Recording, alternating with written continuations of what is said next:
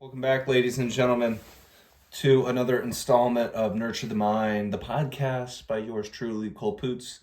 Today we're going to talk more music. This weird phenomenon I started to realize after I just put out that last video on my YouTube channel podcast, and it was me basically reacting, a little bit of a commentary on the new song by Falling in Reverse called Watch the World Burn. And I was going back and, looking through the podcast and, all the episodes that I've put out, all the videos I've put out on my YouTube channel. And for some reason, the reactions are always super popular when it comes to music. And I don't know, I feel like I have a knack and ability to really get animated, when talking about that stuff, and being able to take the music that I'm listening to and apply it to a broader context, apply that to what may be going on in society, aspects about society, experiences in my life, whatever. I find a way to relate to the music and then describe that to you people that tune in and watch these videos. And I thank you very much. And so that's what we're going to do once again on this episode. This video is to talk about some newer music that has come out here recently. I'm actually going to pull up the track list. So I just Watch the World Burn. I have already listened to this album in its entirety, and I want to go through it a few more times. But this is kind of like my initial reaction, my initial thoughts to it. So I didn't really have any preconceived notions or ideas going into this project. I had just heard this album was kind of buzzing around the internet. There were a lot of people that were talking about it, doing reviews about it. And I was like, okay, what is the freaking hype about this album? And I delved into it, and it is one of my favorite projects of 2023 so far. And I know we're still pretty early into 2023. We're not even all the way through February. But this album really kind of fits the theme of what I was talking about on the episode about Falling in Reverse, Ronnie Radke, and Watch the World Burn. I kept talking about how my type of artist and music that I gravitate towards are the trendsetters, the people that do it differently, that try to create some type of music that you've never heard before, or if you have heard of something like it, it's been in a different context, and that artist is trying to give it their own unique spin. And so without further ado, I don't know why I'm delaying the announcement of the album that I'm going to go over today, but it is Let's Start Here by Lil Yachty. Now, if you guys know Lil Naughty, he's Lil Naughty. If you guys know Lil Yachty, he is typically known for rapping, and I think that's probably what he's done for most of his career in music. But this album is labeled on Apple Music as alternative. There are some rock elements to it, a lot of crazy instrumentation across the project. I've heard terms called psych rock, psychedelic rock, I'm assuming. You can definitely hear comparisons to, or I guess influences towards PinkFloyd. There's some PinkFloyd sounds in there. And then you also have some Tame Impala. Those were the two that really stood out to me. And then Lil Yachty just does an amazing job of incorporating some featured artists on here that really complement him throughout these songs. Because, quite honestly, there's not a whole lot of rapping that's going on in this project. More or less, I think Lil Yachty is on this experimental push to really test his sound and his voice. So there's a lot more of harmony, there's a lot more singing involved in this project from Lil Yachty. And when I first listened to it, for one, I was like, what the fuck is going on? This is not something that I would think that Lil Yachty would attempt to do, because anything that I've heard from him in the past, like I said earlier, has mainly been rapping or hip hop influenced. And so he took a complete 180, 360, 540, 720 in a different direction for his career.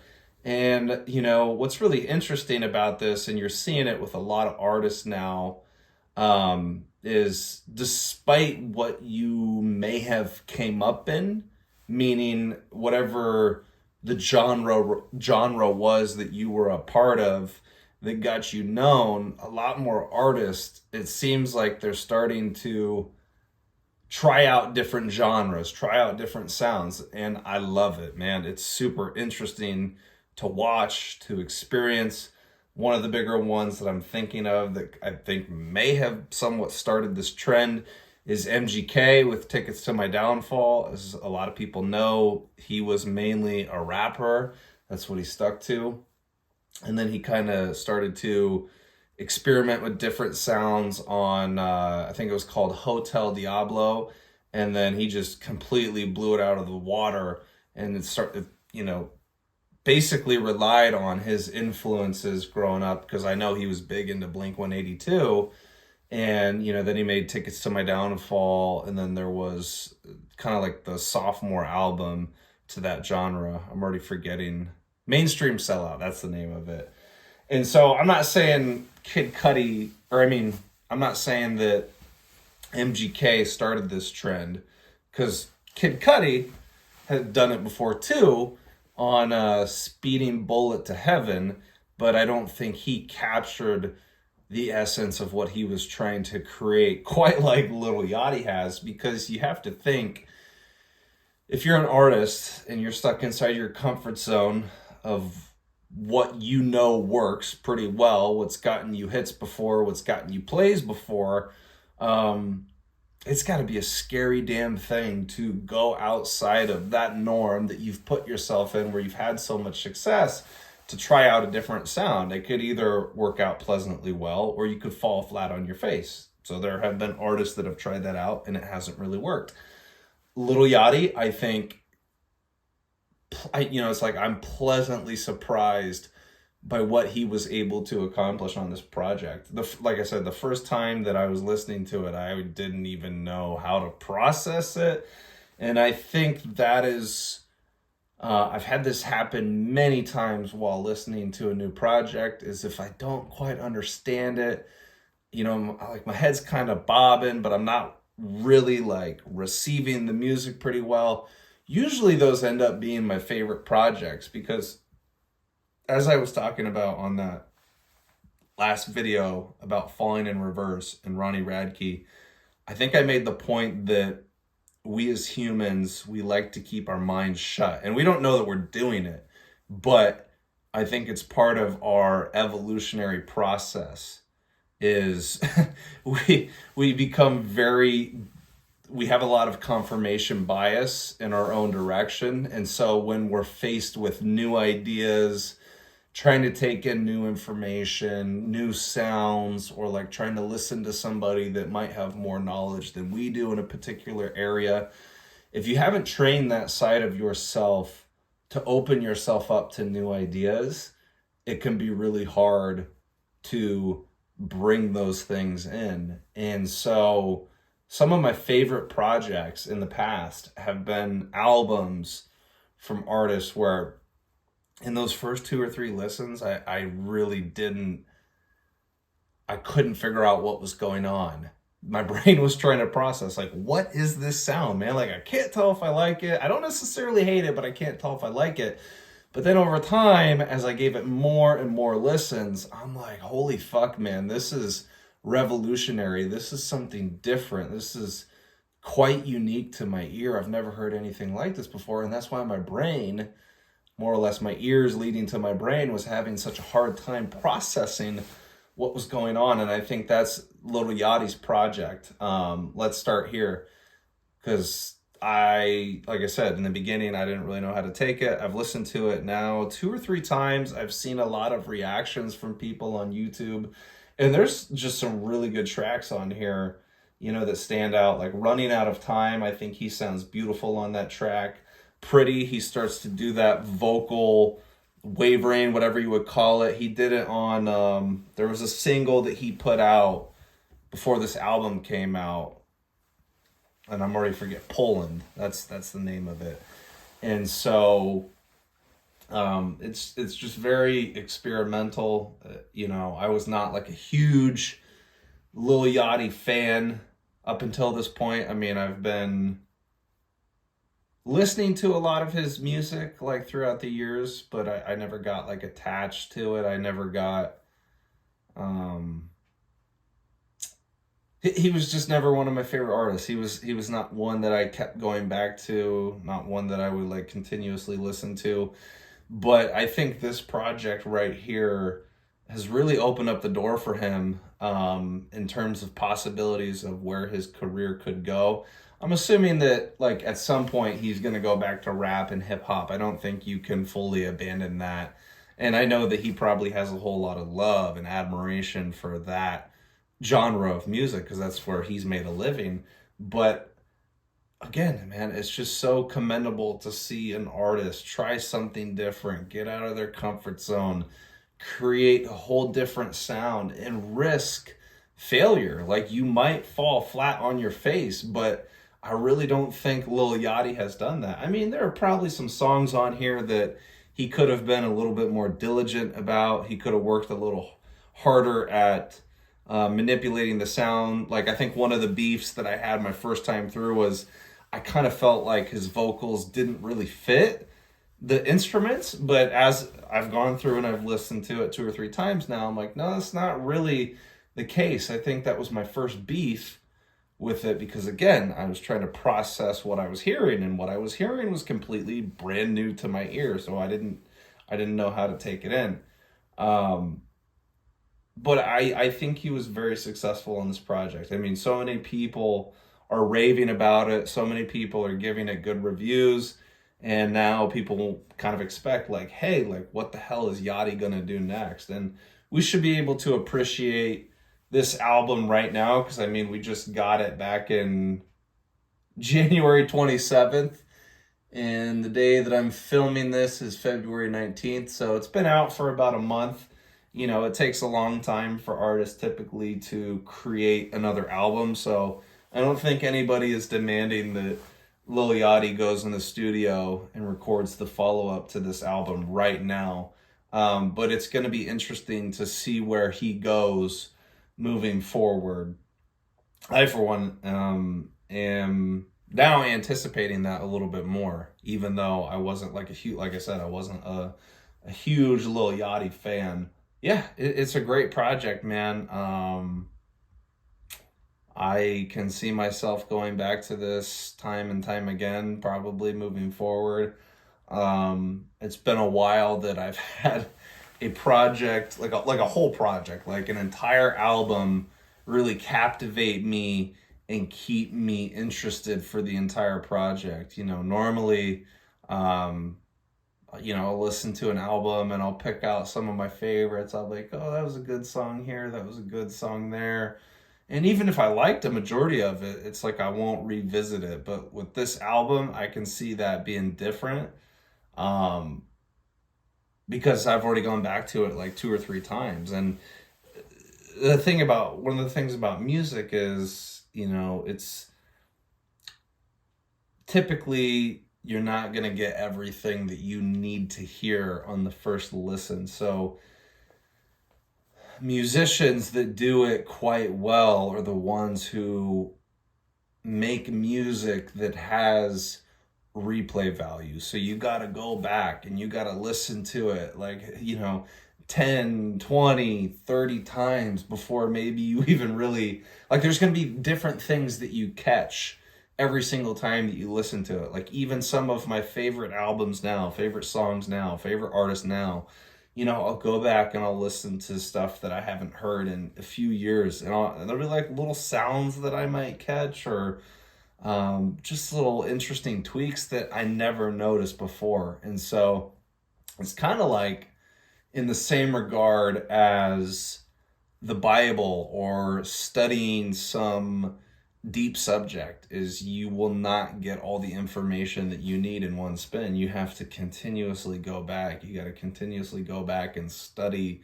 and try and articulate the meaning. But that's the thing about music, is it's subjective. So you may never understand the true meaning of why this thing was created, but you can provide your own spin to it. You can provide your own interpretation of what you think the artist was trying to say. And so to wrap this all up, I just think this is a really good project, man. I mean, I commend Lil Yachty again for trying something that I'm sure he knew he could do it. I'm sure he had the confidence to do it, and that's why he put it out. But again, if you are known for a certain genre, if you are typically known as a rapper, and then you go the alternative route and make something that sounds like alternative rock, experimental rock, psychedelic rock, you may not have all the confidence in the world that you can pull this thing off, that you can get it done. So I wonder, it'd be very interesting. I know there's at least one interview that's out there with Lil Yachty. I think he did it with Zane Lowe, and they're talking about this album. But it would be really interesting to dig into Lil Yachty's headspace and ask him, like, did you have a shit ton of confidence in putting this project out? Or was it like later on in the process when it was finally finished and you knew that you were sitting on a gold mine, a different sound? Or was there doubt? Was there doubt in the way too that you had to work through in order to persist and convince yourself that music heads in the world needed a project like this? Because, like, I truly believe, as probably many of you do as well, like, music is a uniting force. Music is a uniting force that brings us all together.